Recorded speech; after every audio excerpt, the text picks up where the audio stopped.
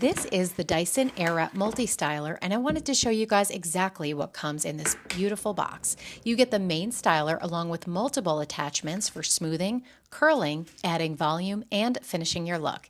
Everything fits inside this large, sleek case, and to be honest, the setup seemed really intimidating at first, so I suggest giving yourself some time to download the app and get your Style ID profile set up before you go. This is my very first time trying it, and my hair was completely dry, which Dyson does not recommend. They say for best results, 80% dry is the sweet spot, but I was just so excited and wanted to see what it could do, so I jumped right in, of course. The airflow feels like light control blast, and the barrel pulls and wraps the hair on its own using their airflow technology. It stops when it needs to, which made it really easy for my first try. Also, as a busy mom, I'm not placing every attachment back neatly in the case, of course. Everything goes right in, I close the box, and that's it. If you've been curious about the Airwrap, this is exactly what you can expect the first time you try it. So, happy shopping!